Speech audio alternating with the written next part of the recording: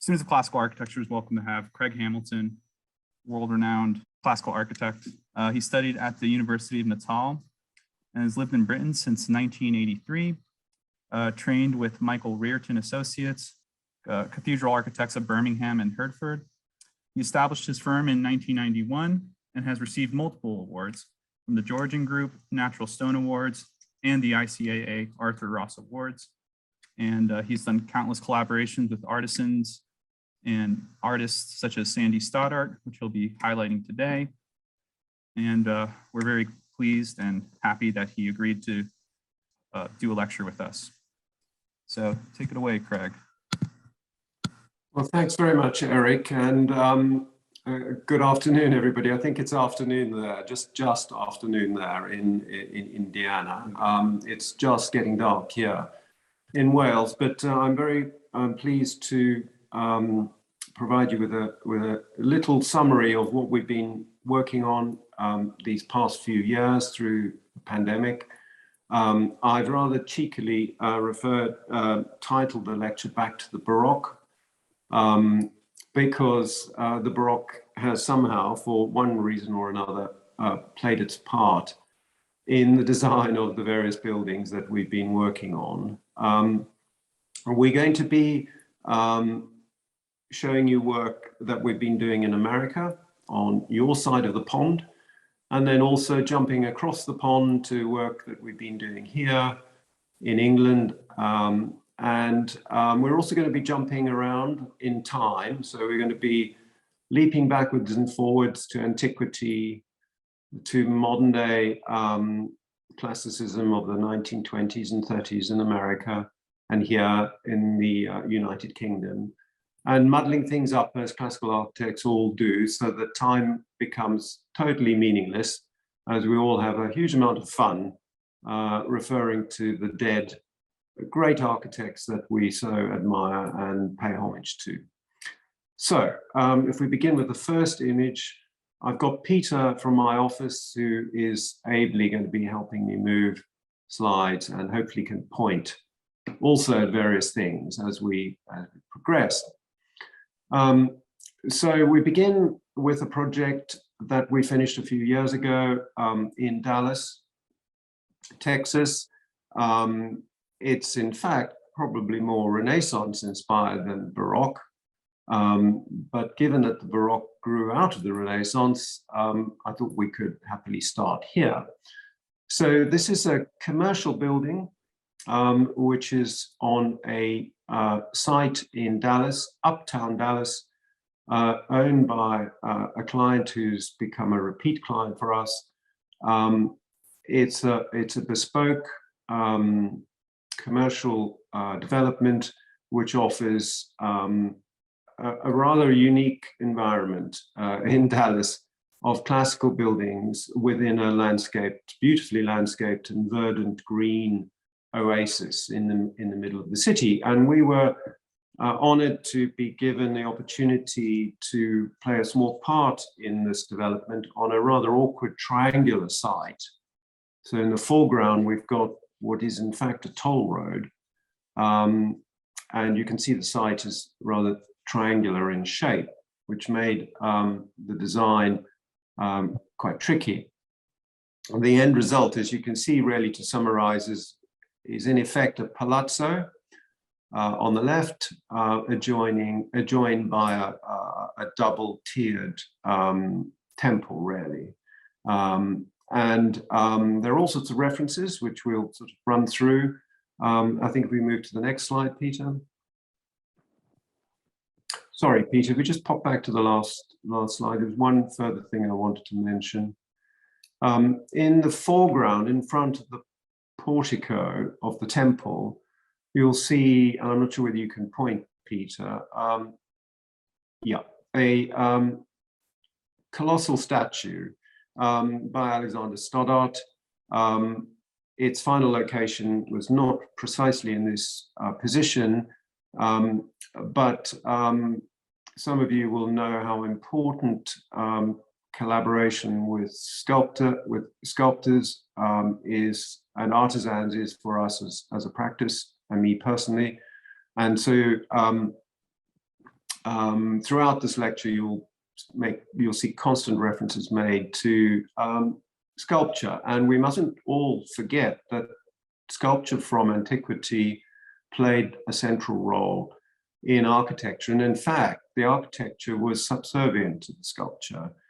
And I keep reminding Sandy Stoddart, that is the sculptor, that my role in life is most likely to simply produce buildings for his sculpture, and that's a huge privilege. So the next slide.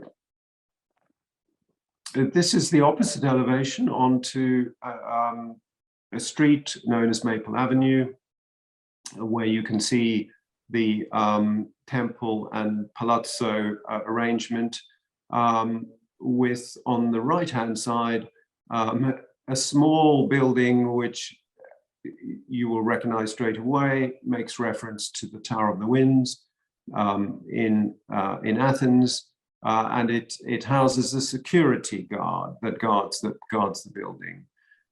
What is interesting in everything that I'm showing you tonight is that by happy coincidence, the palette of materials that we've been working on for the last 5 or 6 years is a combination of natural stone and brick, both here in the United Kingdom and in Dallas. And so we've been able to explore over a series of projects the relationship between the brick and stone.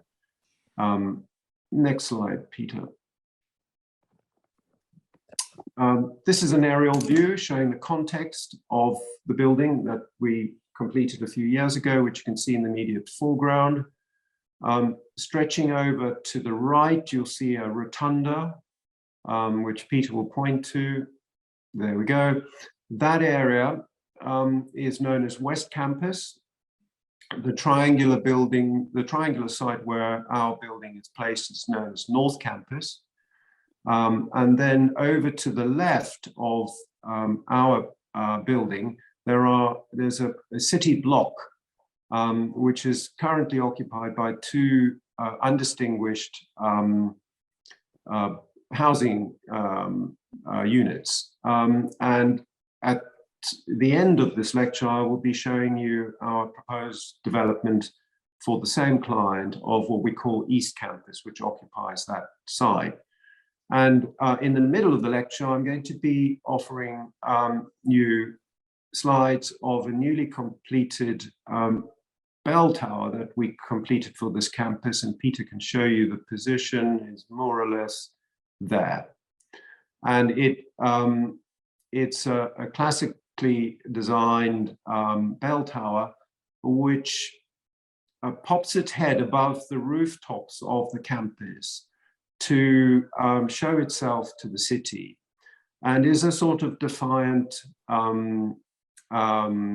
contrast, if you like, to downtown Dallas, which you can see on the skyline, which is dominated by modernist skyscrapers with very little cultural reference to Dallas. I would just give you a little more background on the site of this area. It's called Oak Lawn is the area. It's an area which was dominated by the historic hospital of Dallas, which was called Old Parkland, and the flat-roofed area that Peter's marking there was where is the site of the historic 1920s, 1930s hospital, which was purchased by my client and beautifully restored, and then the area around developed as a little oasis of classical buildings set around courtyards.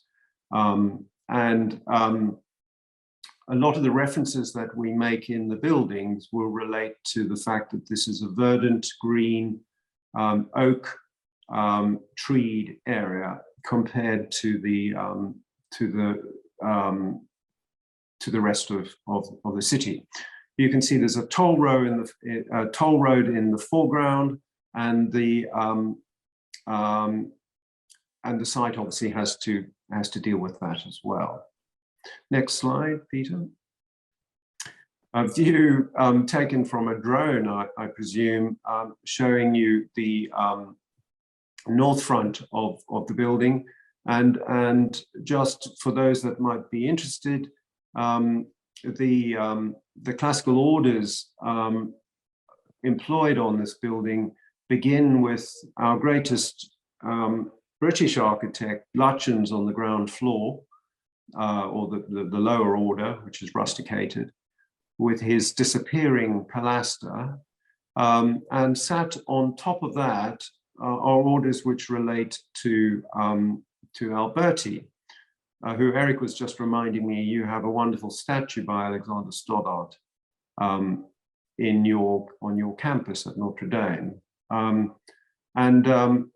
Those who are eagle-eyed will see that the Ionic order in the second plane of the building is a hidden Ionic order where the capitals pop out in between the arches. Next slide, please, Peter. A view onto Maple Avenue, where you can see the simple arrangement set by the classical orders.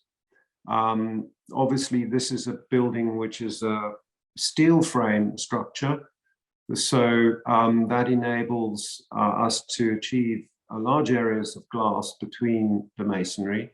The stone, for those that are interested, is your own Indiana limestone, and the bricks are handmade bricks from Carolina. And the windows and the panels between the windows are in fact zinc, colored to match bronze, and they're made in Paris. They are following a tradition of what's called dye stamping zinc, which has happened in France since the Napoleonic era, when there was a high demand for decorative elements which were to be as lightweight as possible, so they could be put on top of existing structures in Paris.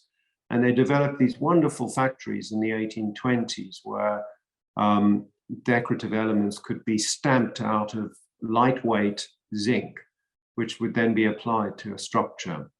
And this, of course, the aesthetic, of course, relates to your great golden age of American architecture of the 1920s and 30s, when the classical language of architecture was taken to new areas previously unexplored by architects like McKim, Mead and White and Bertrand Grosvenor Goodhue and Paul Cray. So we're paying homage in a very modest way in these buildings to your American tradition, as well as picking up on some of our own great loves here in the United Kingdom, Lutyens, and of course Renaissance architecture of Alberti as well. So it's what Sandy Stoddard calls a great sort of tutti frutti of classical architecture, the joy of being able to draw on references from far and afield. Next image, please. Just a further image showing the articulation of the orders and the depth in particular for a commercial building. It's quite difficult often to get clients to allow very deep masonry. You can see the archivolts to the arches are extraordinarily deep, creating a considerable articulation on the facades, which gives a great depth and also provides, some degree of shade. And also to have a double portico is architecture which is to all intents and purposes not paying the rent. But we've been blessed with a client who's been so wonderfully understanding that actually these are the elements of architecture that can bring great joy to the occupants of the buildings, and comfort, climate comfort as well, so that ultimately these become much loved and help indeed with these buildings being occupied prior even to them being completed. Next slide. We've also been lucky in that the interior of this particular building, we were responsible for the design of the interior lobby and all its fittings, so all the light fittings we designed, all the doors, all the paneling, and of course it gives a marvelous sense of comfort and bringing the quality of the exterior into the interior.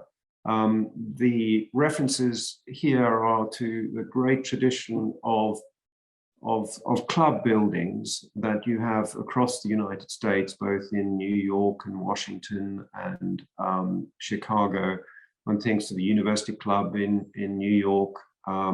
So many wonderful buildings built in this tradition in the 1920s and 30s, which come out of the great clubs of London, you know, the clubs in Pall Mall, the Athenaeum, the Travelers Club, the Reform Club. They all are the predecessors to the great clubs in America. Next slide, please. And in a lobby, which is interesting, I thought you might be intrigued.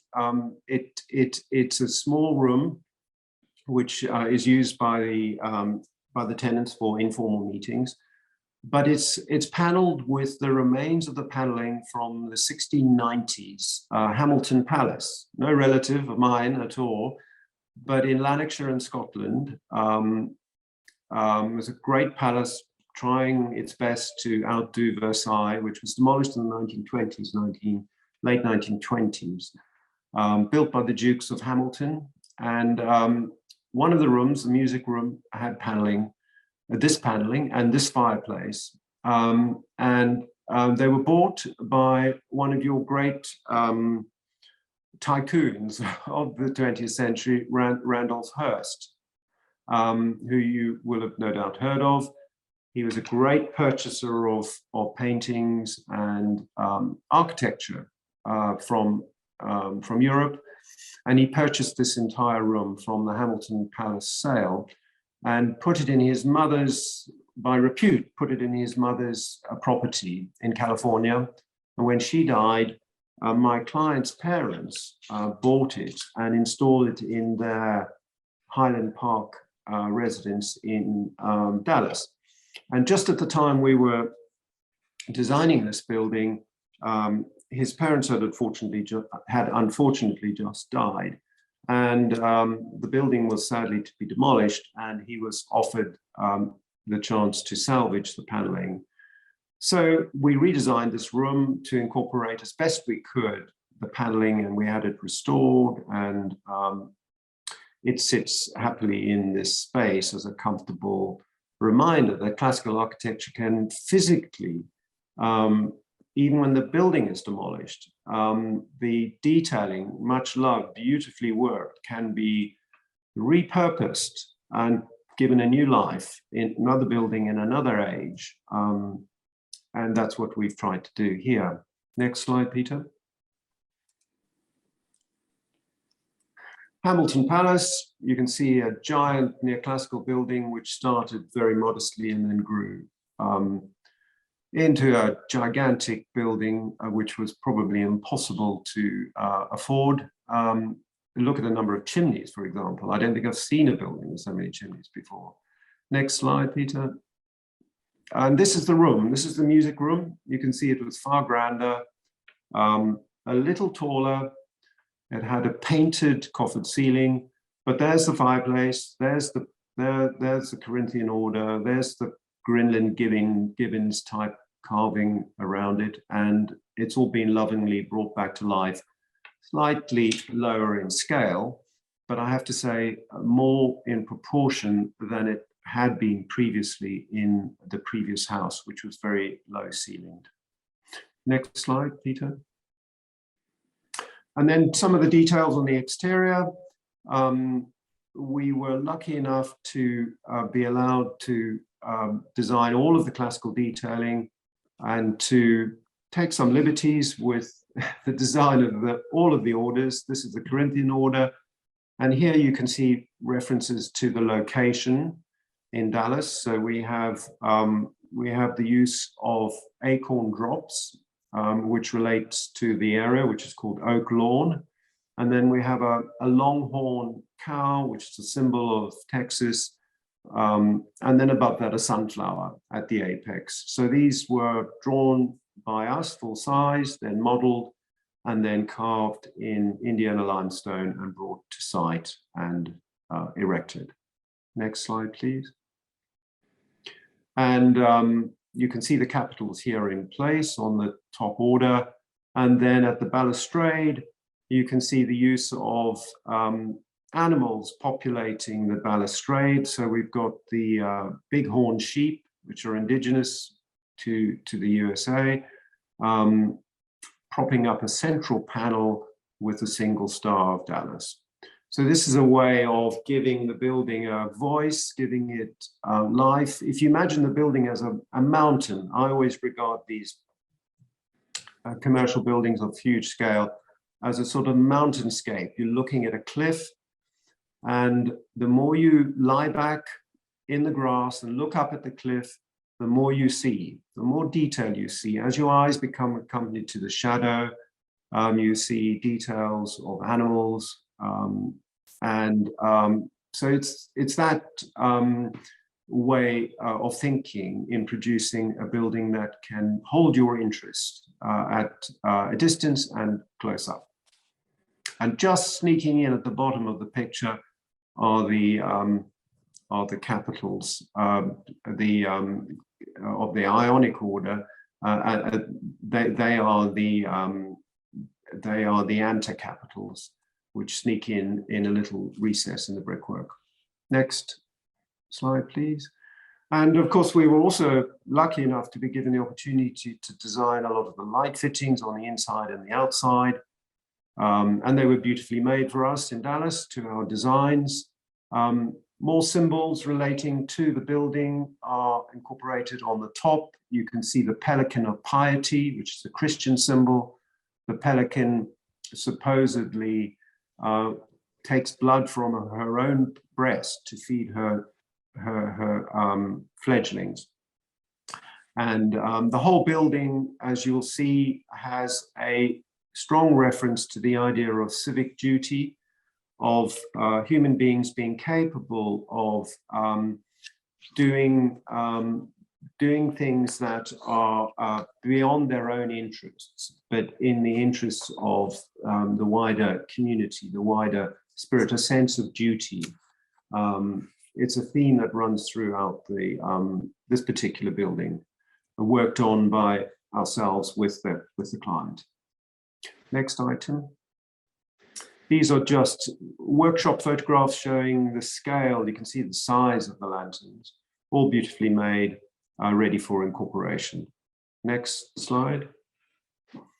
And more detailing, you all recognize bucrania, which is a familiar form of decoration deriving from antiquity when skulls were placed on temples after sacrifices.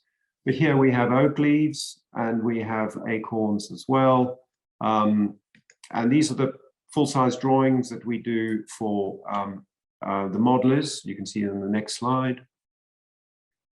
This is the beginning of the modeling process. This was actually done in Paris, in a workshop in Paris, using our drawings to begin developing the models that would be used for the stamping of the zinc panels on the building. Next slide. And here we have the bucrania between the on the entablature of the Doric order, carved this time in Indiana limestone. Next slide. Two of the wonderful modelers in Paris with their full-size modeling in process. This is a great joy of classical architects, is being able to work alongside and go to the workshops of these wonderful artisans that still exist and who need all our encouragement. We learn so much from working with them, and they take such joy in being given opportunities to do these wonderful things. Next slide. This is the main entrance door under the portico. The drawing on the left is the design drawing, and you can see how wonderfully respectful the execution has been. And I simply draw your attention to the frieze, which has what I call a cow and cob frieze with acorn drops in between.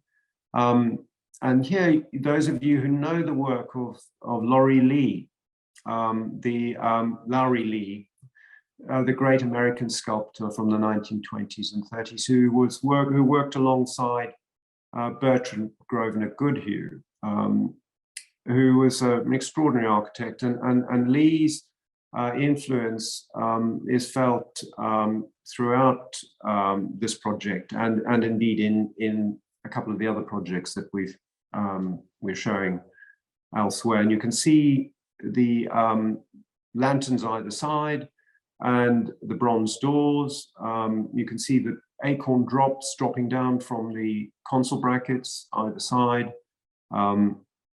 hanging as it were, almost like those of you who've been to Italy will see quite often you arrive at a rural church in the autumn, and you'll see that the fruits of the harvest have been poignantly tied together as a wreath and draped over the doorway to the entrance to the chapel. So this is a reminder of that sense of piety and paying homage to nature as we enter a building.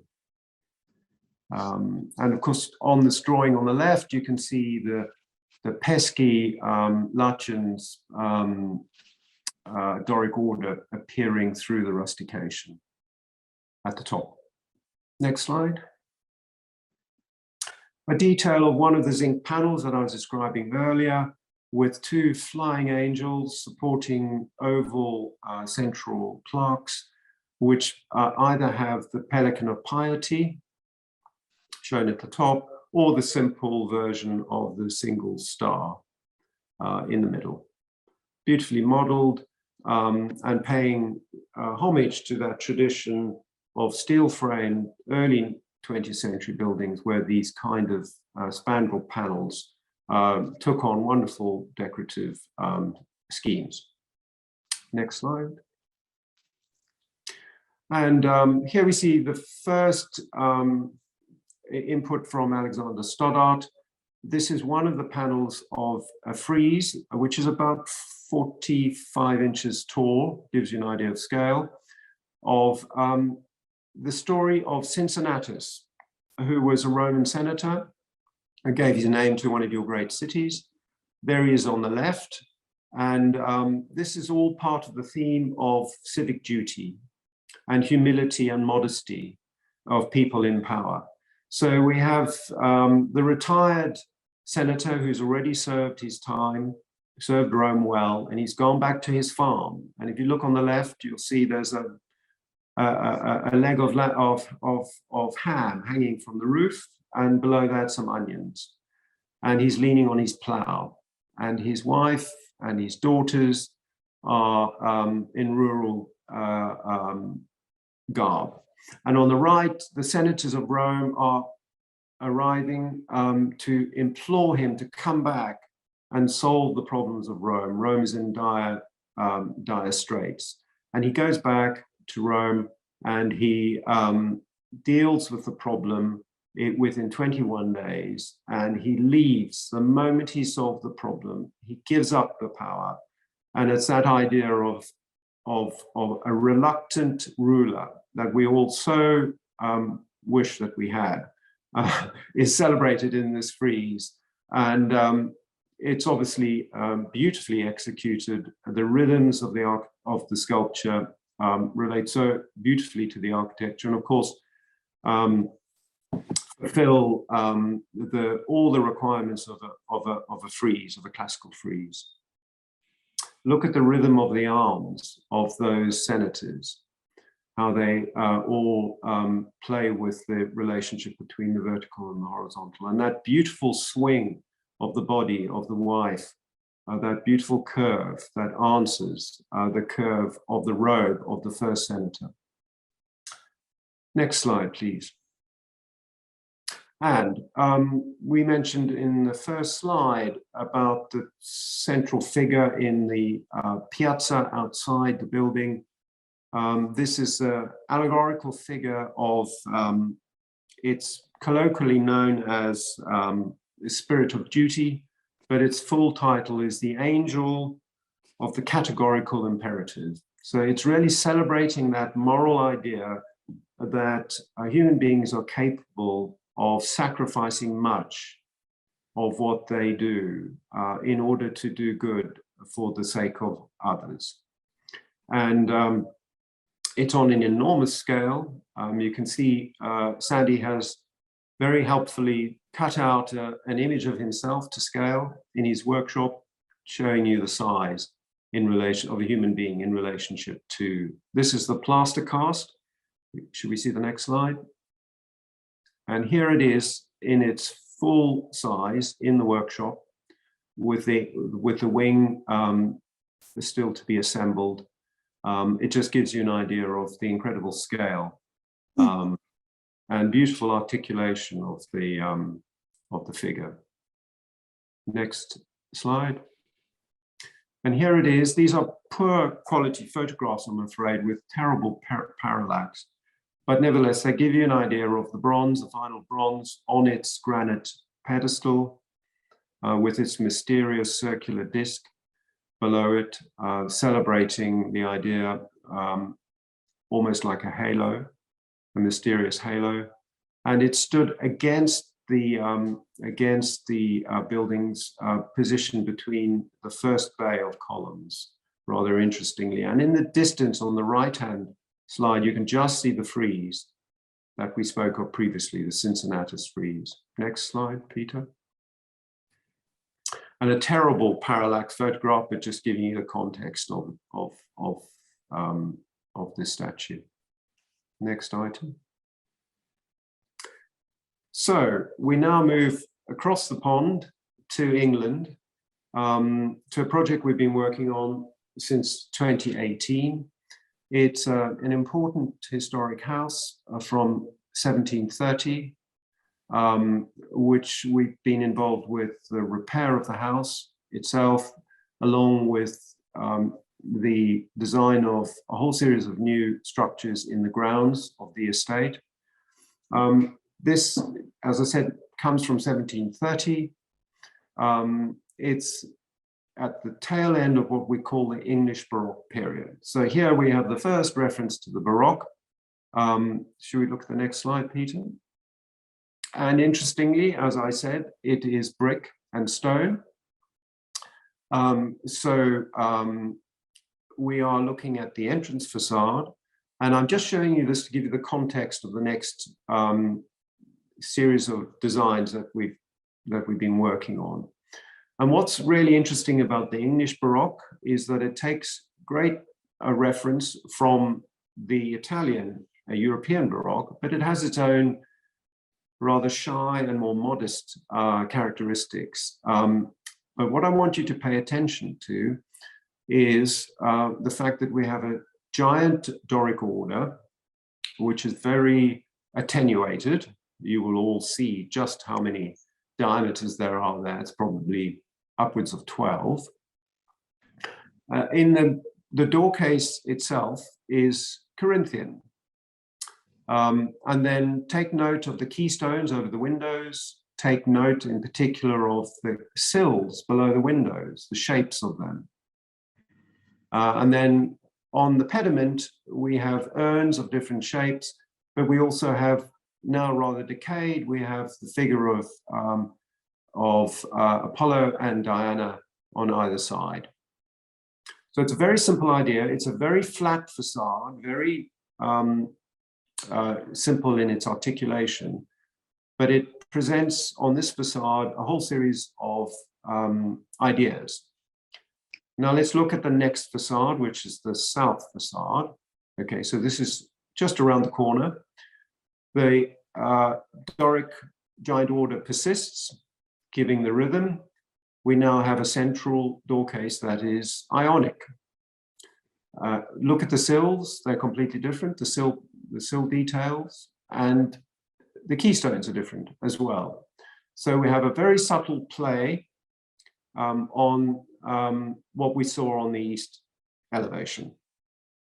Wonderful lead downpipes either side, but otherwise a very ordered and beautiful facade. And should we move on to the west facade? So this is the west facade, and here we have a Doric door case. So we've had Corinthian, Ionic, and Doric, and same Doric giant order, but the sills are different again, and the keystones are different again. So we've got a very subtle game being played on all the facades. So if you looked at this building on a three-quarter view, you would see the interesting variation on facade to facade. I'm pointing this out because it bears some importance to our way of thinking for the last project that we show you, which is the East Campus in this lecture in Dallas, to show you how to deal with a very shallow, rather flatly articulated brick box and still give interest to the facade and bring joy. Next slide. So this is the stable building which we're restoring, one of the outbuildings on the estate.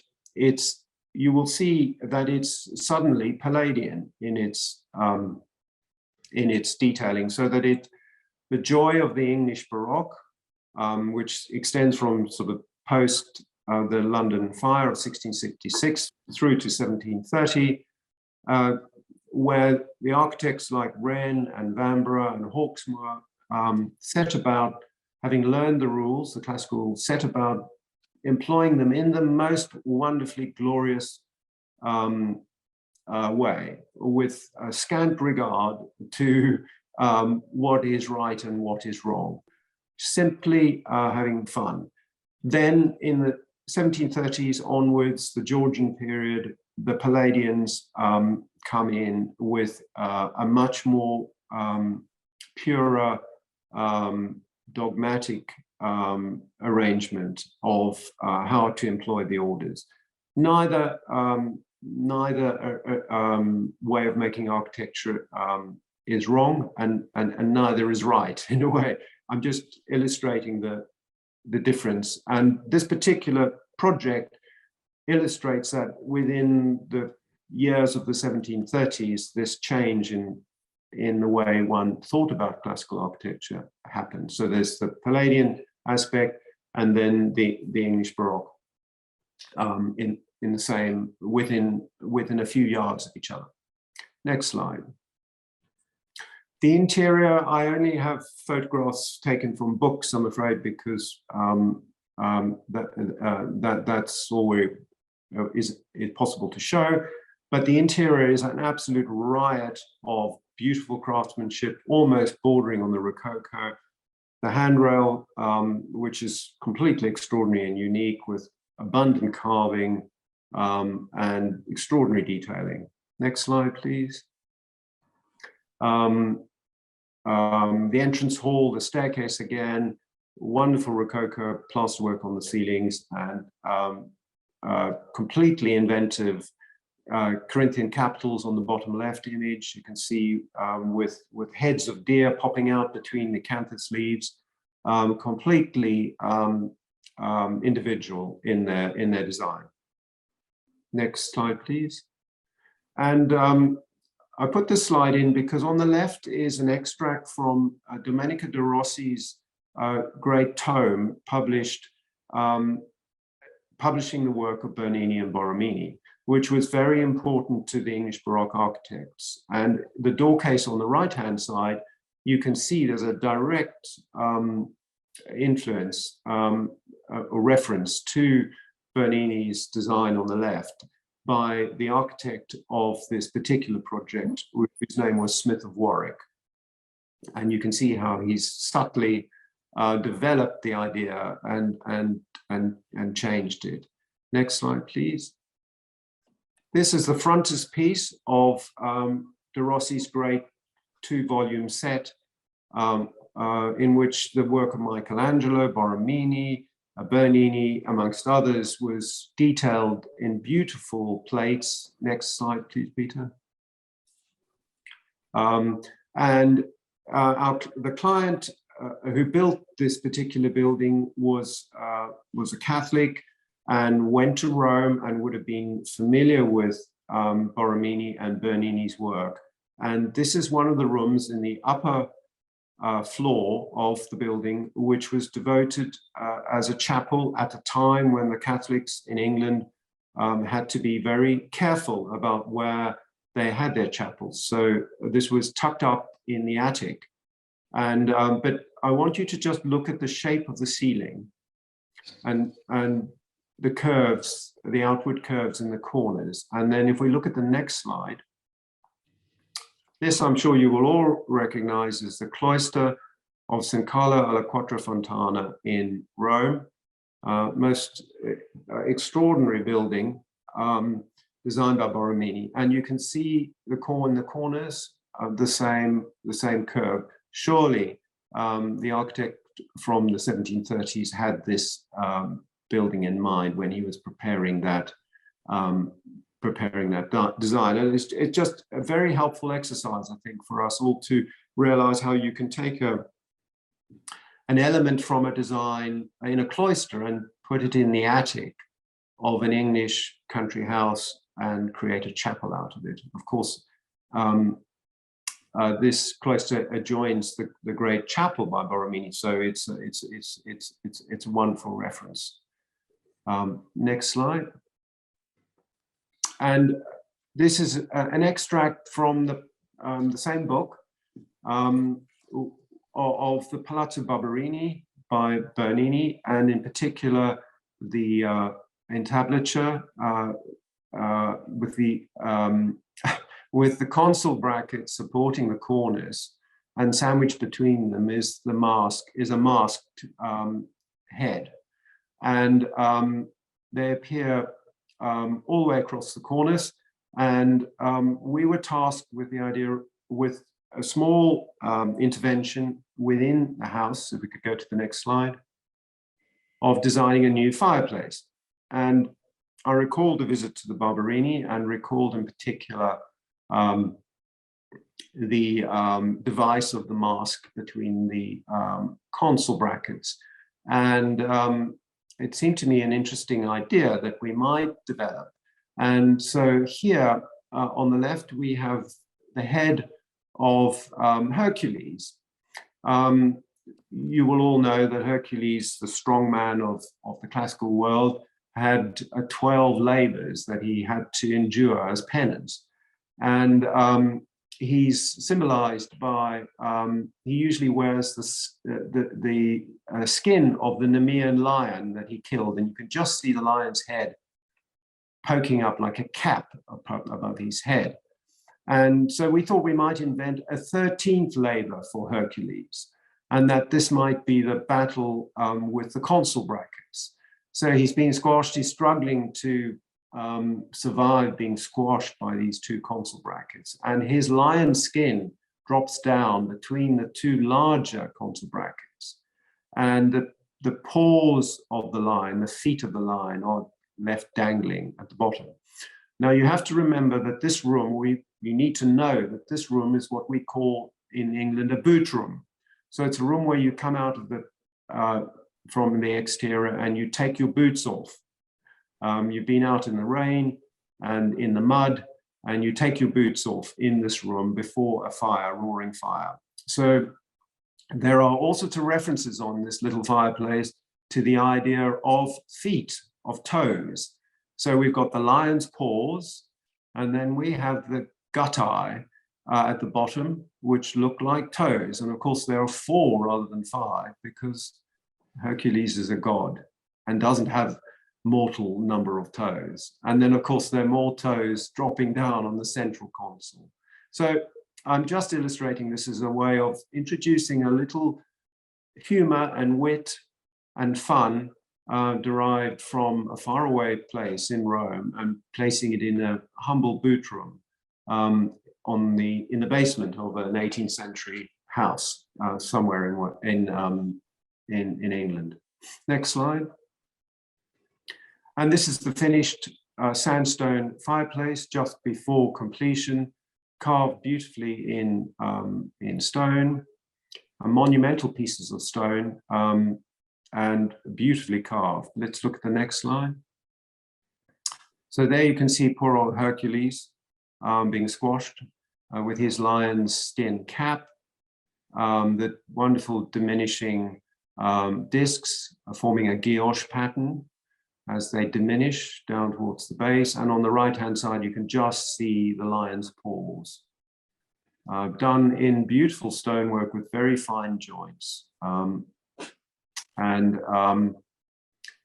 This is another example of working, this time with artisans, working from my drawings rather than with a full-blown sculptor such as Alexander Stoddard. Next slide. And here are photographs of the Palazzo Barberini. When you're next in Rome, look up at the cornice, and there you'll see the inspiration for this particular development. Next slide, please. So we then move on to the design of some buildings that we've done for the grounds of the estate of this particular country house. This is a summer house, which is nearing completion. I've done a series of capriccios, which really present the building, who knows when it's presented. It could be 300 years from now, with a poor, exhausted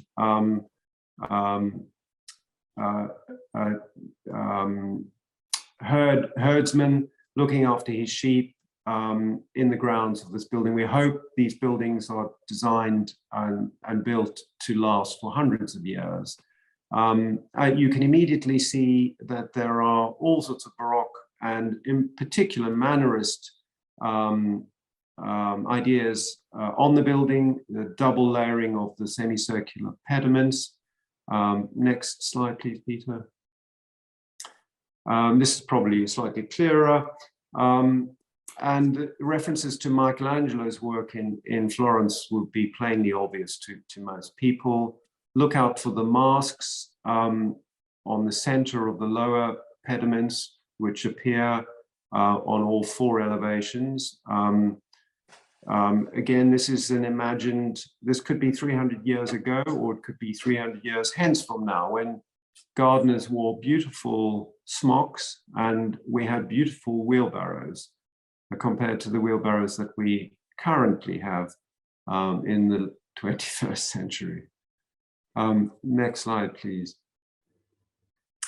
These are some of Peter's, who's helping me with the slides today, some of his 3D renders, which are tremendously helpful. Look in particular at the staircase which leads up and the way in which we've treated the edges of the staircase, the circular ends of the treads, which stack up like sort of geological formations. Again, that's a little reference to Michelangelo's work. Next slide, please.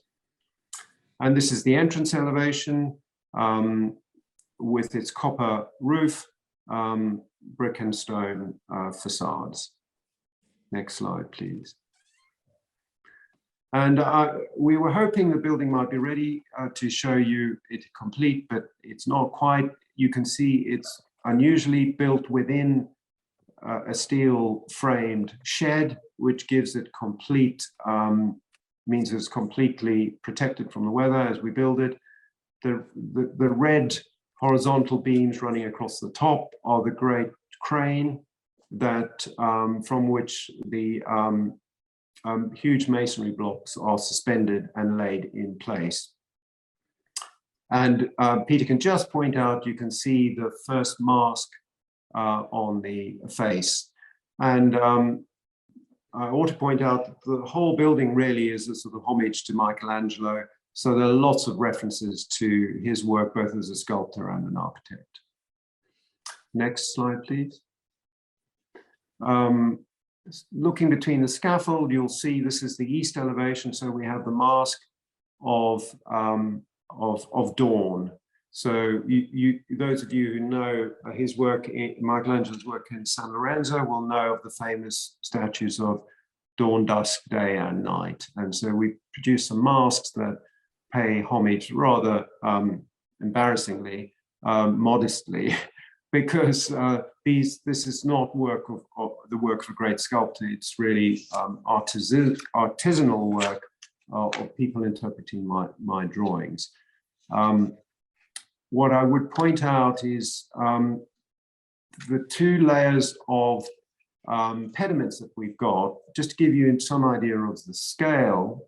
The upper pediment that Peter's pointing to there, what we call the Nila stones, which are the stones in the corners, are 5 foot wide by about 5 foot high.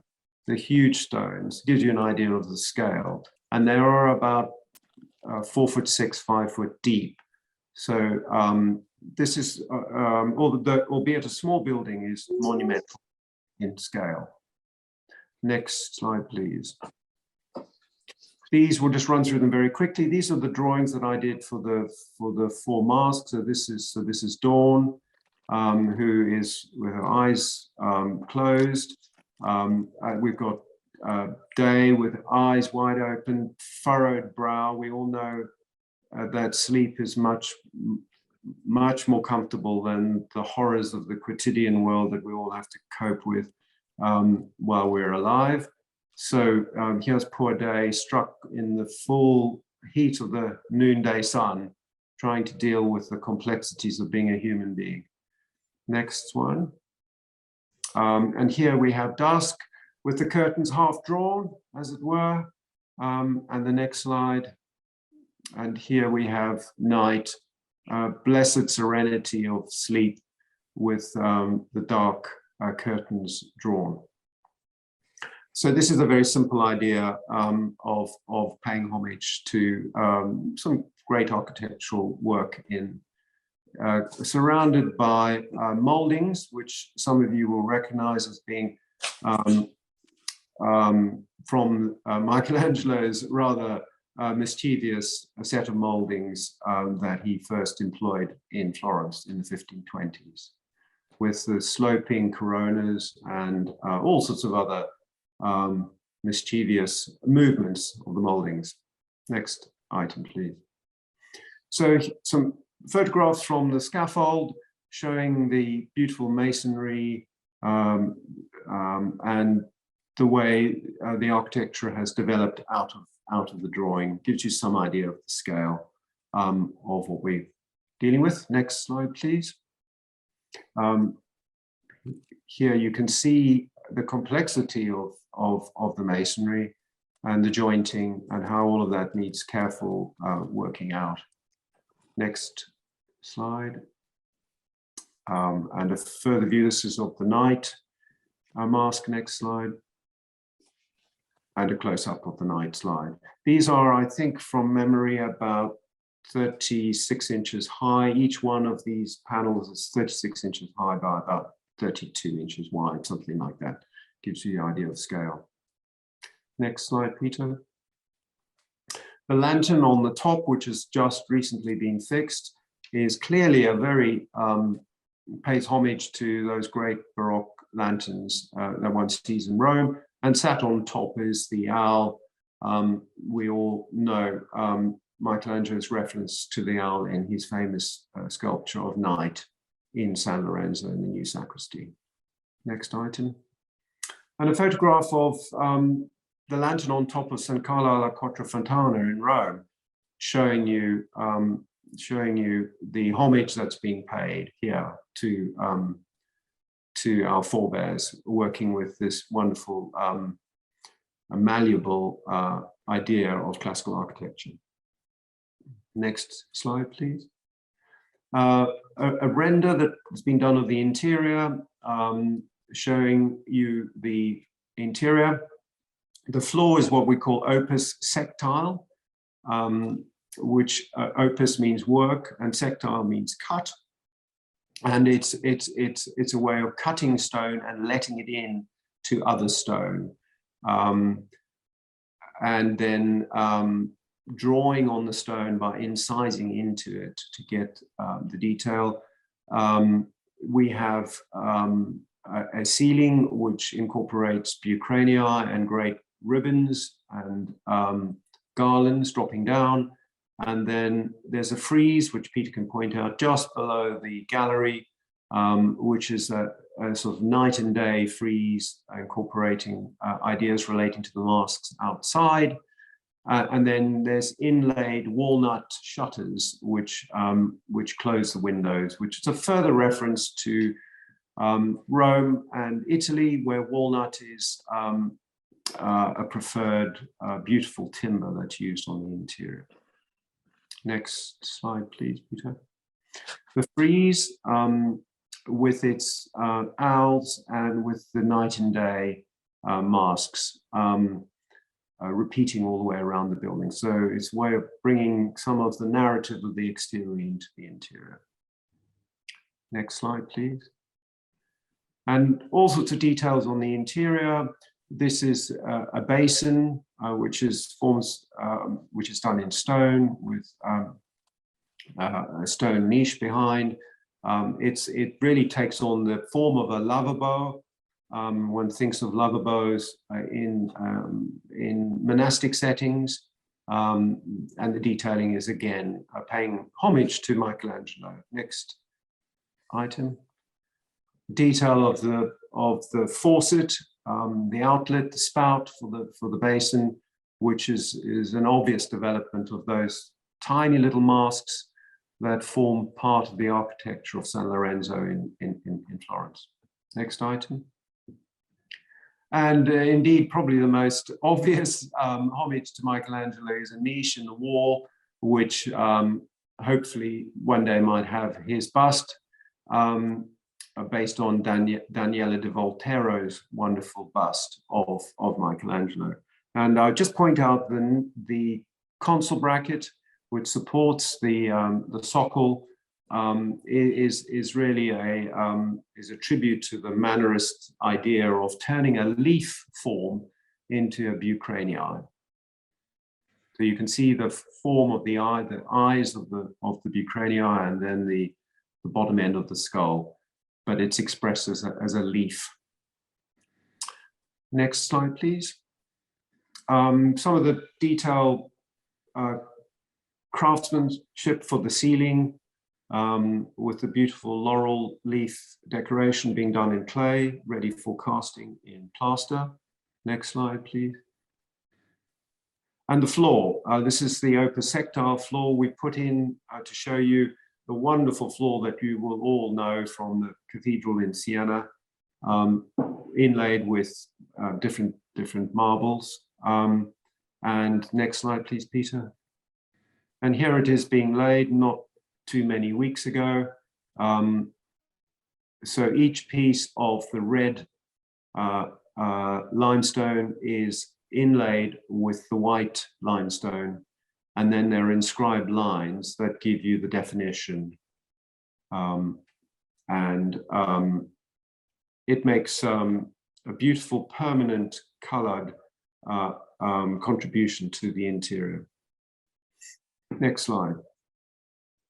I'm now going to run through some of the designs for the remainder of the estate quite quickly. This is an indoor pool complex, which is treated as an orangery, references to the goddess Aphrodite in the detailing, the shell forms.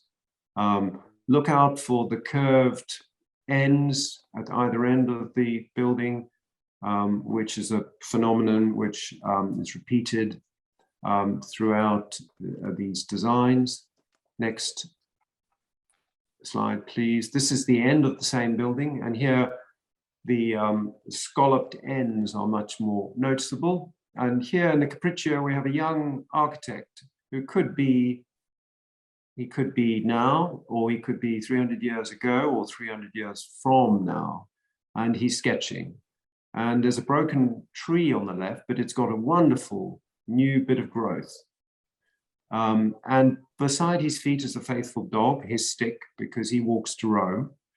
And by his feet, there is the open book of Philibert d'Alorme, the great Mannerist French architect. And it's open on the page of The Good Architect. And so this is just a little bit of fun, showing how much we rely on the architects of the past. And hopefully that will remain the case for young architects so many more years in the future. His poor girlfriend has walked away in the distance because he's so preoccupied. Next slide, please, Peter. Another view in the design development of the pool building, drawn in a pencil study, just to give some idea of texture and feel, in the manner of, some of you will know John Russell Pope, great American architect. His office produced drawings using this sort of technique, very effective and very, I think, illustrates the building economically. Next slide, please. Opposite this building is a garden with two pavilions, which are even more extraordinarily Baroque, with the broken pediments and stone roofs, and then stretching between the two is a rose bower, which would be grown over with as much greenery as we possibly can imagine, so that this would be filled with wonderful fragrant flowers flowering all through the year, and reflected hopefully in a beautiful pond. Next slide, please. And then a group of stable buildings. This would be the indoor riding school. And here, I'd ask you to cast your mind back to the facade of the house that I described to you, brick and stone, the keystones, the emphasis on the central entrance. And to the left, you can see there's a little bridge which takes you over to an outdoor riding arena. And in the foreground, there are lots of references to Renaissance paintings, which some of you will spot immediately. Next slide. The outside of the stables itself, a building which is very much paying homage to Hawksmoor and Vanbrugh and their school, and a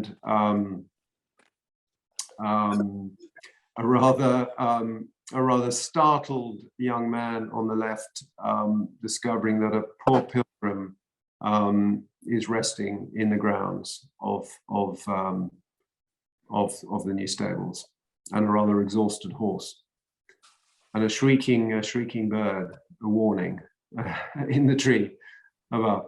Next slide, please. A gatehouse for the same estate.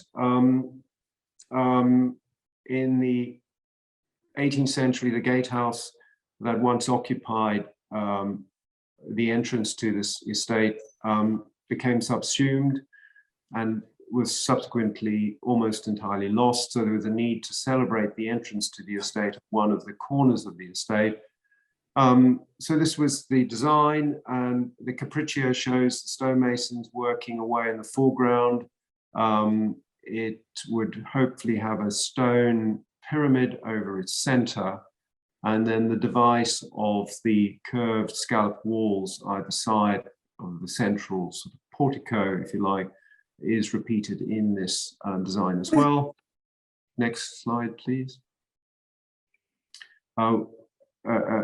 perspective showing it from the same view, but giving a broader view and showing the context of the gate piers as well. Next slide, please. And a view as you would pass out of the estate out to the exterior, showing the stone. There's a tradition both here and in the United States of these ornamental entrance buildings, which sometimes only have 1 or 2 bedrooms, but they are intended to announce rather dramatically the entrance to an estate, and often make reference to the language of architecture that is employed on the main building on the estate, the house itself. So they're a rather special form of temple, if you like, that announces the entrance to the temenos, if you like, before you get to the main temple. So it's a sort of a small temple announcing the entrance at a propylaea of some sort, I suppose. Next slide. And this is a further development for the same estate, on a rather larger scale of a bigger gatehouse, which pays tribute to not only to the earlier summer house that we've designed and some of the references there, but also to the work of Philibert Delorme in France, and also to Lutyens. Some of you know Lutyens' great Tipval memorial in France. Next slide, please. And then I'll quickly run through some slides of a potential chapel on this estate, which pays specific homage to the work of Philibert Delorme, and in particular his chapel at Annay in France. These capriccios, next slide, Peter, show you a circular building which plays with the form of the circular pediment against the dome, against Diocletian windows. It's set in the context of a churchyard. Next slide, please, Peter. And you can see as you move around the building, the geometry produces wonderful relationships, visual relationships between the arches of the pediments and the dome itself, and all of the arched and curved elements that make up the facades. Next slide, please, Peter. This is the chapel that I was referring to by Philibert Delorme in Annay, and it survives. It was built into a much wider range of buildings, but it survives. Next slide, please, Peter. The interior on the left, and on the right, the ground floor plan, which some of you will be very familiar with. Note the way the recesses either side of the on all 4 sides of the central domed area follow the curve of the dome, central domed area. So this is an idea which we've been working on for quite some time, which is to take a simple idea like this and develop it and take it in a slightly subtly different direction. One's not pretending to do anything else other than just pay homage to the genius of Philibert Delorme. Next slide, please. This is a computer model that Peter's made, just showing the form with the entrance, portico, occupying the lower recess, and the altar immediately opposite it at the eastern end, and then the transept, the central domed area. Next slide, please. And then a series of views of the interior, looking directly east towards the altar, with the 2 transepts either side, and the language of the hanging edicules hanging from the cornice as a sort of leitmotif that runs around. Next slide, please. A view on the diagonal, which shows you how interesting the geometry can be. Next slide. And a view up the dome, which gives you the wonderful geometry perfectly static in its relationship. So this is mannerism. It's ordered. It's controlled. It's static, but it has within it some elements of the Baroque. Next slide, please, Peter. A view looking out through the west door. Next slide. And a view diagonally across, looking through the west door. Next slide, please, Peter. Just a cutaway through the model, showing you the geometry and the inner dome and outer dome. Next slide, and the exterior, it resolves itself into a very simple set of facades, which each facade is a variation on the theme of the other. You'll see the idea of the hanging garlands around a semicircular window is something which is a repeat element on a lot of our work. It's that devotional side of architecture where one places a garland around something in order to sanctify it. And it's a sort of obsessive device that we use frequently, along with the idea of hanging cloths that are set in stone. The idea of changing cloth into stone. Next slide, Peter.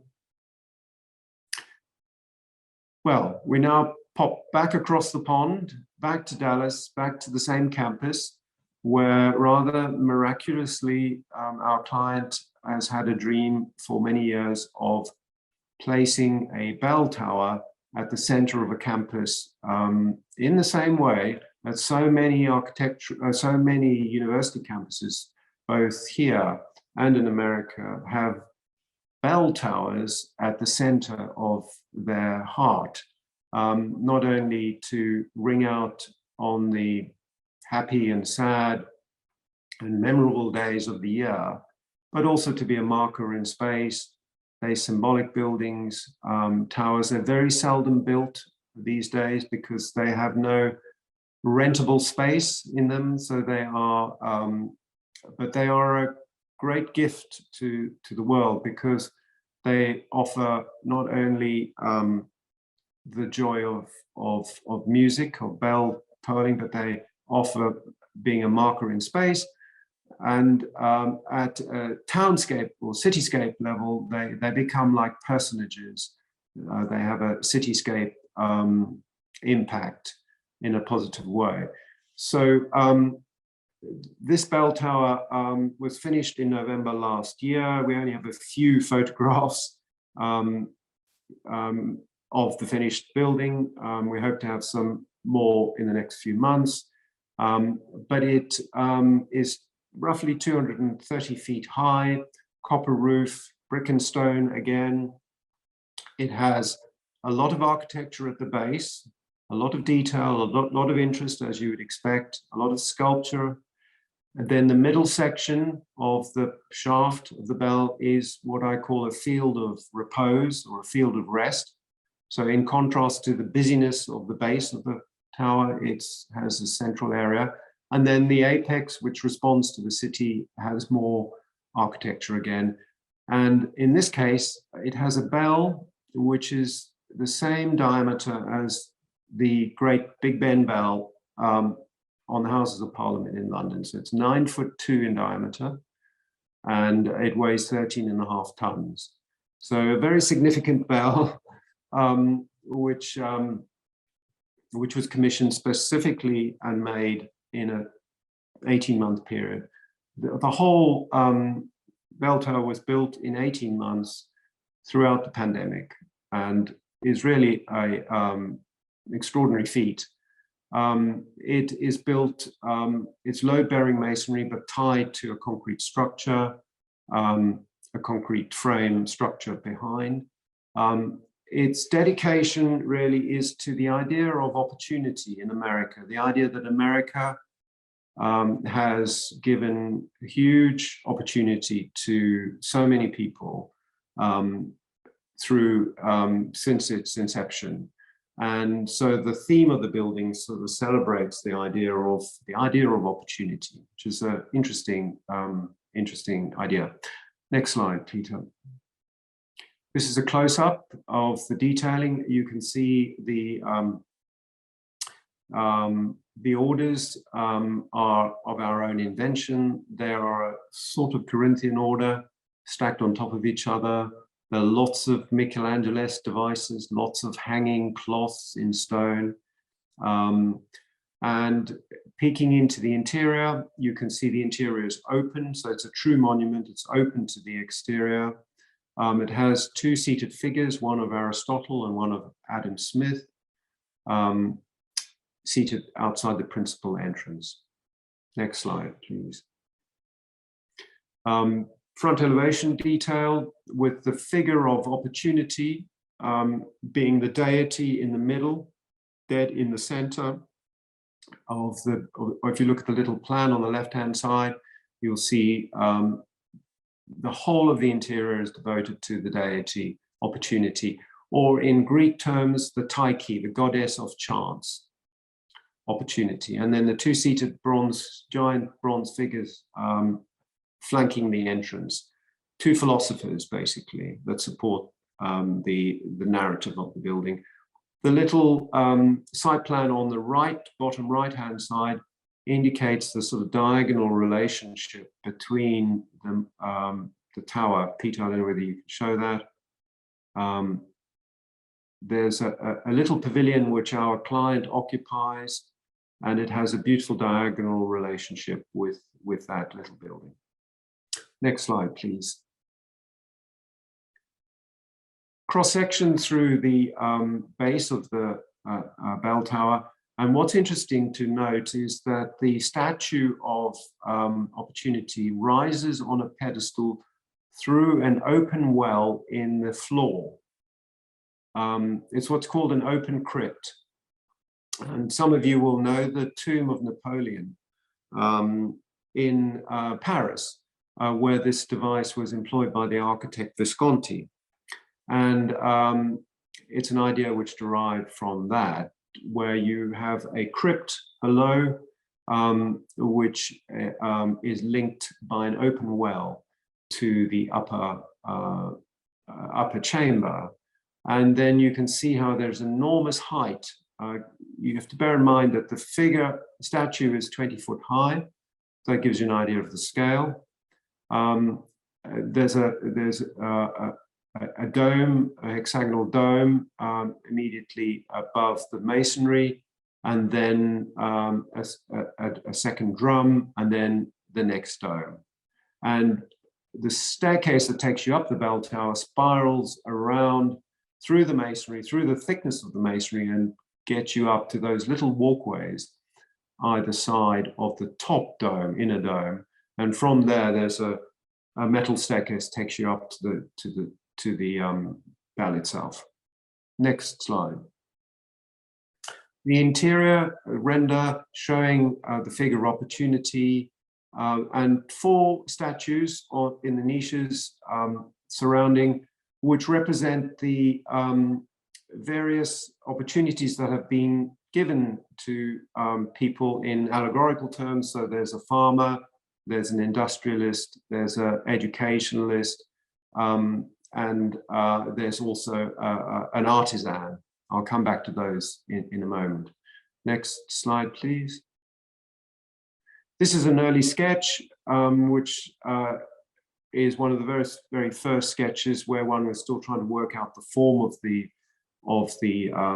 tower. It's very much more abstract. It doesn't have an open section at the bottom, but I'm just showing you it as a development of how these projects begin. The next slide. This is my drawing of pretty much as executed after a series of iterations. Next slide, please, Peter. And one of my early sketch perspectives showing an early version of the Statue of Opportunity and a rather mysterious cleric or scholar walking away from the building on the right-hand side. Next slide, please.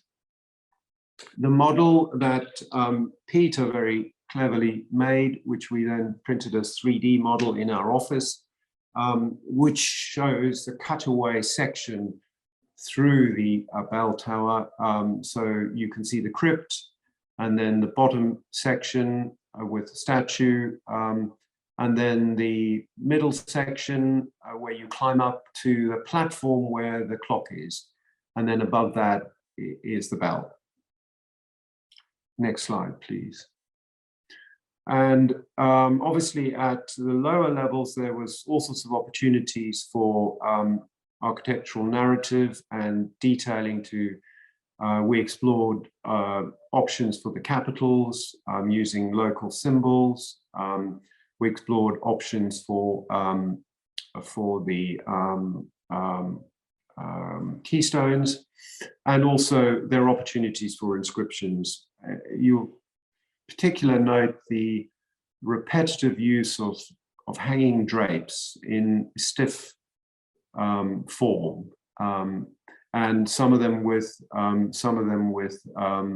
laurel leaf decoration, some plain what we call honor cloths, which comes from the idea of Renaissance paintings. Next slide, please, Peter. And these are just some sketches from my sketchbook of various options for the Corinthian order, employing motifs such as the aloe plant, a cactus plant, and then bucranii with ribbons. Next slide. The ones on the left and on the right are the ones that we ended up with. So the upper order on the left is the bighorn sheep order, and on the right hand is the bison order. The middle was a more elaborate version, which we worked away from, and we went to the simpler version. This particular bison on the right hand side is one that you will probably, some of you might recognize from the sculptor Lee Lowry that I mentioned previously. His work in Nebraska and elsewhere developed this idea of animals indigenous to the United States being used, incorporated into architecture. So there's a little homage to him. Next slide, please. Here we have the completed bell tower taken across the campus from the West Campus on axis with Sandy Stoddart's bronze columnar statue of Eos, which was produced some years ago in the central courtyard. Our client's pavilion in the immediate foreground, and behind that, the bell tower, almost at 45-degree angles. You can see how it peaks up above the campus and presents itself to the city. Next slide, please. And here is a sort of drone view with downtown Dallas top left, West Campus diagonally opposite with the rotunda, and the old hospital is the red roof building. The red roof building there. That gives you an idea of the context. The clock, I should say, is a salvaged mid-19th century clock from a city hall clock somewhere in the US, which has been refurbished. So it works in the old-fashioned way as clocks used to do when they were put up for civic use as a civic offering across the United States. Next slide, please. A view from the campus itself. Apologies, these are not the best photographs, but it just gives you an idea of how closely the design was followed in every detail. Next slide, please. Here you can just glimpse the bell, which you can barely imagine being 9'2" in diameter, because it's rather hidden in the architecture, but it rings out happily across Dallas, and it's been given the name of Horatio all bells have the possibility of being named and becoming personages in their own right, like Big Ben has become so important in the life of the city of London. We have high hopes that Horatio might become much loved. Already we are told that, that the bell has been welcomed in Dallas. Next slide, please. And this is a photograph of the entrance principal facade with Sandy Stoddart's wonderful marble statue of opportunity framed in the archway of the entrance. Next slide, please. A very poor photograph, I apologize. It's taken from the opening evening, but it just does show you the open well and some idea of the space with the 4 statues in their niches around. Next slide, please.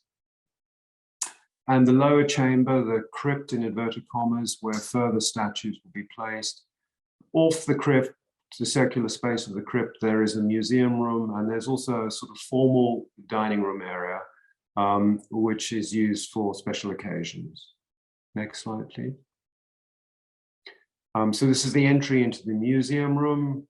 Again, the same, all the light fittings were designed, all of the ironmongery for the doors were designed, the inlaid floors, etc. Next slide, please. And just a quick view of the museum room, whereas precious artifacts relating to America's history, our client has a very wonderful collection of Americana. Next slide, please. And the dining room, which has an extraordinary coffered ceiling with porphyry colored walls and an inlaid stone, timber floor. Next slide, please. Photographs of the clay model of Alexander Stoddart's figure of opportunity, which is Tyche. So she holds in her right arm the cornucopia, which is the idea of fortune, being plentiful, hopefully. She has on her head the castle crown, which means that she's the goddess of the city. And most importantly, she holds in her left arm, on her left arm, the child goddess, Greek god, Kairos, who is the god of opportunity. And he has very obviously on his forehead a very pronounced lock of hair. And I haven't shown that here, but on the back of his head, he has absolutely no hair at all.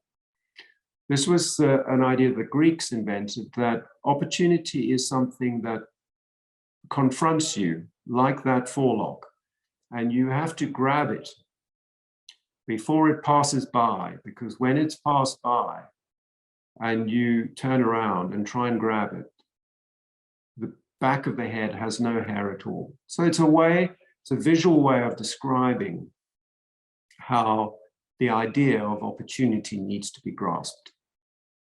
Next slide, please. These are photographs of the marble statue, 20 foot high, in the workshop in Italy, where it was carved from a full-size model by Alexander Stoddart. You can see how beautifully it's been represented in the manner of Canova and Thorvaldsen, where all the conventions of how you show hair and hands and feet and eyes have been followed beautifully. Next slide, please. Here with the team who helped us in Italy produce this wonderful figure prior to it being shipped to Dallas. Gives you an idea of scale. Next slide, please.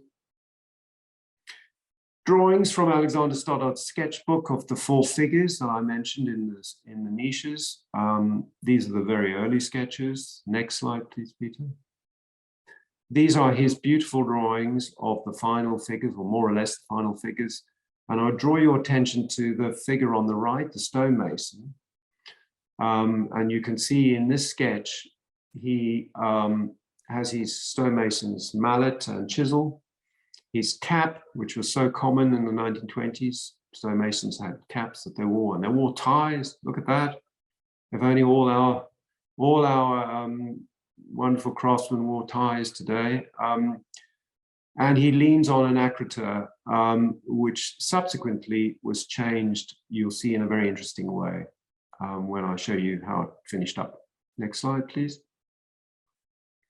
These are the other figures, the figure of the industrialist, the merchant on the left, and on the right, the educationalist or the scientist, who in this drawing is wearing a mask for obvious reasons, given what we've all been through. But subsequently that was changed to represent an educationalist instead. Next slide. Here we have Sandy in his wonderful studio with the finished works.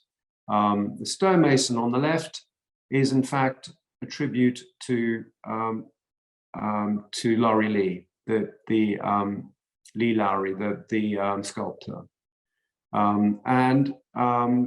He leans on the head of a bison, which of course is his bison that he invented for Nebraska, which we've humbly inserted into the building in Dallas as well. So it's a direct homage to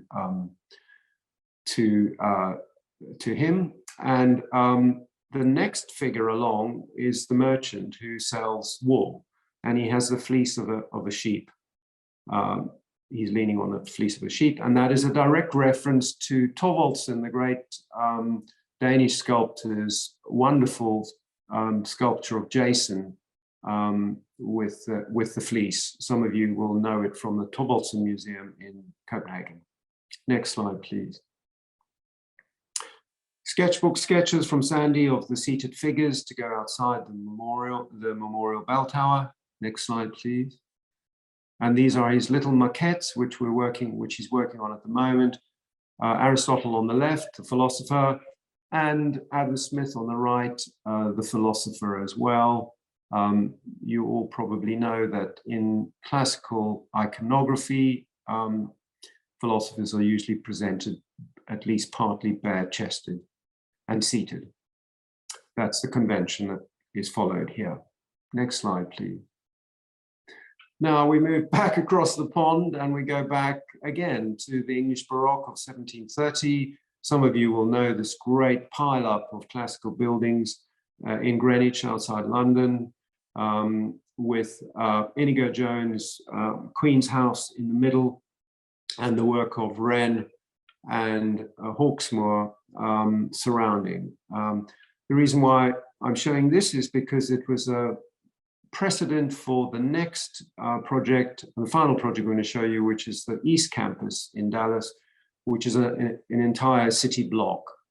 And in Greenwich, if we show the next slide, Peter, we see Wren and we see Hawksmoor in particular taking all sorts of liberties with the architectural language. We see the idea of linking buildings with colonnades, classical buildings with colonnades, walkways, generous walkways between them, in order to physically link them and also architecturally link them with an order that physically joins them.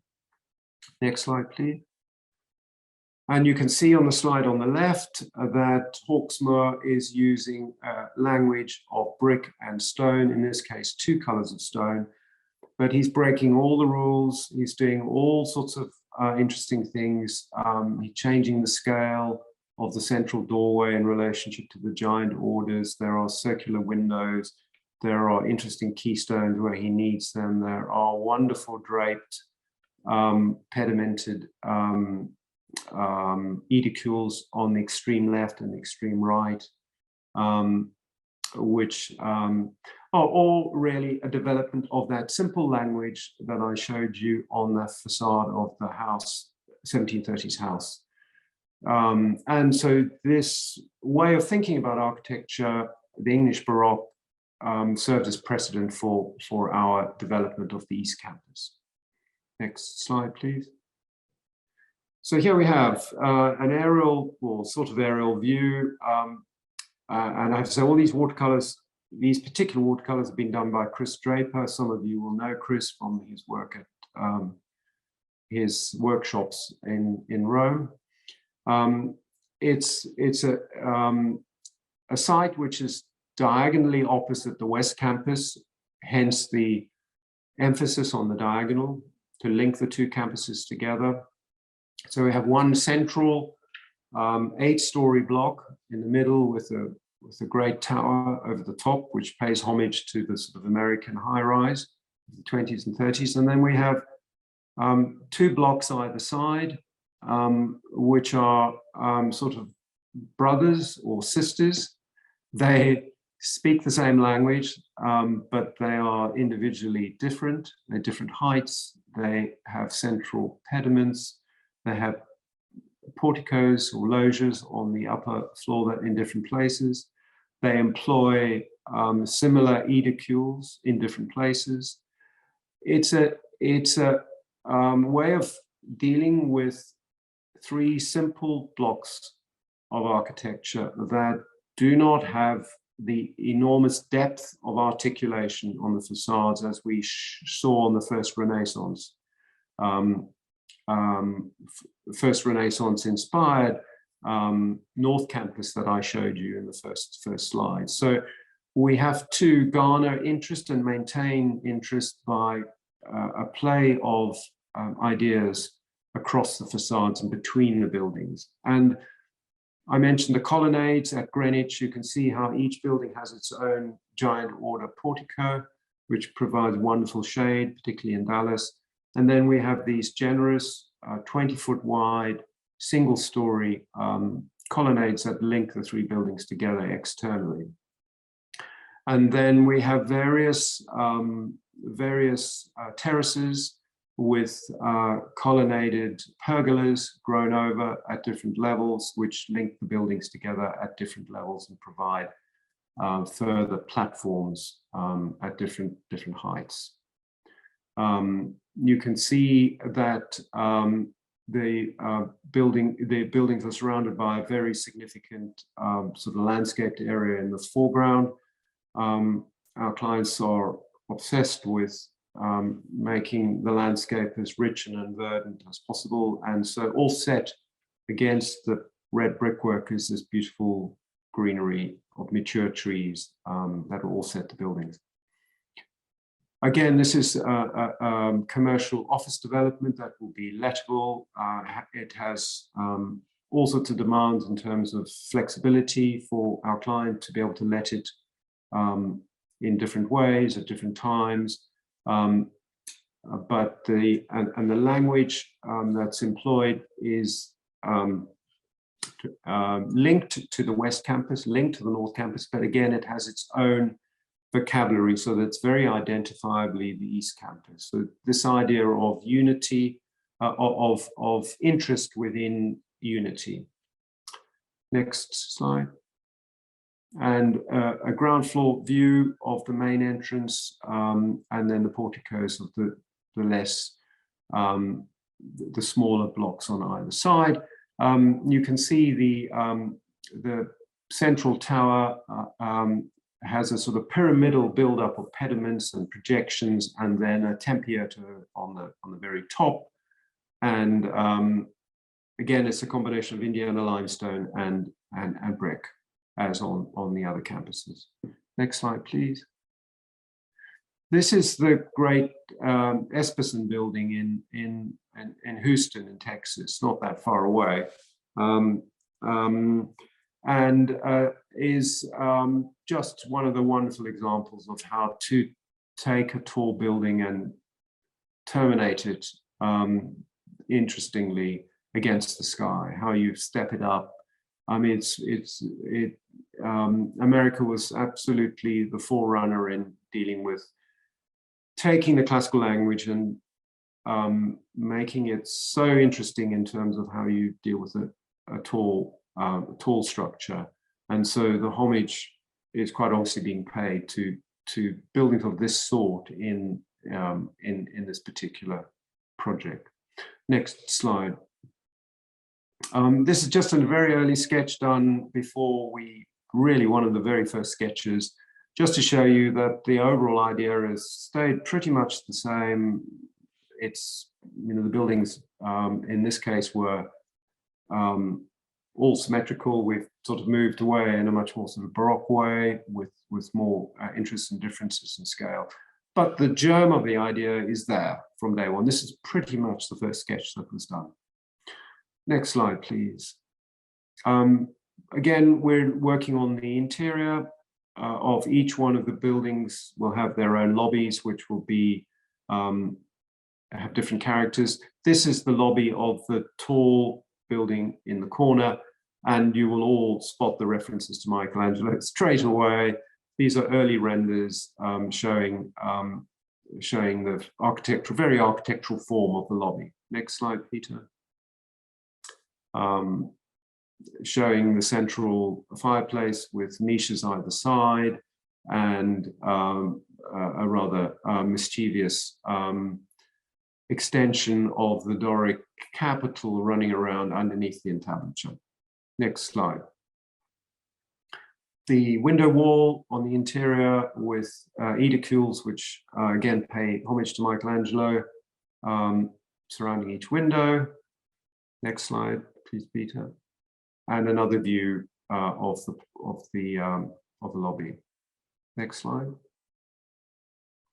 I think this might be the last view. You might all be pleased to know.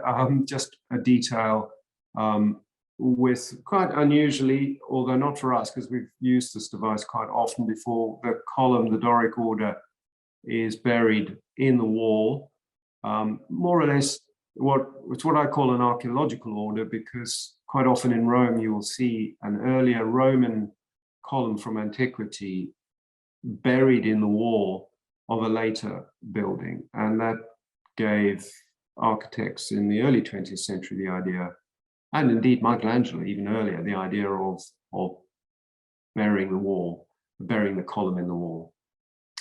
I think that is it, Peter. Is that? So there we go. I hope that's been of some interest, and I'm sorry it's taken so long. Oh no, this was excellent. Thank you so much for your time and the images. I mean, as an American, I just want to say thank you for your contribution to, I guess that's part of one of the things I want to bring up real quick. The ideas I've been toying with art and architecture, defining civic society and societal aspirations. I feel like you've really, even with your with England and wherever your works take you, you seem to meditate upon these very heavily, and that they inform the structures, your imagination as you design. Could you speak a little to that? Just how that defining civic identity, how you address that in a way, or part of your inspirations for that? Yes, well, I mean, I think the inspirations are the context, obviously, and in Dallas we had the surviving historic building from the 1920s, the nurses' building and the hospital. So but I also came in on this project in Dallas, after other architects had made their input. So there was a language that had been established in the new work as well. But I think in terms of civic identity, one's also, been so lucky to, it's all very well having inspiration, but one's, trying to persuade clients to give something more than just a building that's there to make money, and we've been so blessed with clients who've just automatically felt that that's what they want to do, so make a contribution to provide porticos, to provide space, that is, to provide statues, to provide piazzas, to provide to treat the spaces between the buildings as being so important, to treat the landscaping as being so important. That it's old-fashioned civic pride, and pride in the place where you live, pride in the place where you work, and it's something which, in many cases has been forgotten in the 20th century. But these buildings, thanks to our clients, have got also, meaning at campus level, but they also have a meaning in this view we're looking at now. It faces the tollway, so people driving along the tollway we'll be confronted by a statue of, you know, the angel of the categorical imperative. And let's just hope they don't have too many accidents in whizzing past. But and the bell tower is, you know, another contribution really to the broader city, you know, context. So, but the inspiration is always, you know, architecturally is always the great dead heroes of the past who, you know, who one has a constant dialogue with and who are such a comfort to us. And we're so lucky as classical architects because we have so many friends that we can draw on, we can call up, you know, we don't need a mobile phone, we can just look them up in a book. And they give us courage, and they give us ideas, and they give us, you know, nourishment. So we're blessed. And I just wish, you know, so many other architects will realize that there's such a wonderful sort of library of ideas out there. If we only open our hearts to it all, when we're stuck on our drawing boards wondering how to solve a problem, believe me, it's been done 20 times beautifully by our predecessors. So that's the joy, I think, of us, you know, of all of us who care about these traditions. Yes, thank you so much. I think you've given that to us today with your presentation, and I just want to thank you for your time. And so it's been wonderful to see your development with your style and your sensibilities, and it's an inspiration to all of us to be able to witness this and see it built too, see it forming beyond the paper. So I just want to again thank you so much, Craig, for your time. And, it's an absolute pleasure, Eric. And yeah, just want to offer my encouragement to everybody to show that, you know, all the things that one dreams of as a young architect might get built. You know, if you're serious enough and you work hard and modestly enough, and are fortunate enough to have, you know, wonderful clients and inspire people to, you know, these things we can build these kind of buildings. We all have to have now enough examples. You have wonderful examples from John Simpson, you know, in Indiana, showing that we can, again, build these buildings. We can introduce this beautiful detailing. It's possible. We can do it, again, beautifully. And the more we do it, the more it will become the norm again. So, you know, the whole idea of sharing these, what we do with everybody, is to encourage everybody and say it's possible. You know, we all can make these wonderful things. Yes, and so thanks again for your presentation. Also want to thank Peter for his time and Hannah for organizing. This was a great work on everyone's behalf. And thank you very much for everyone who tuned in, and we'll see you again next time. Very good. Thanks, everybody. Thank you. Bye-bye.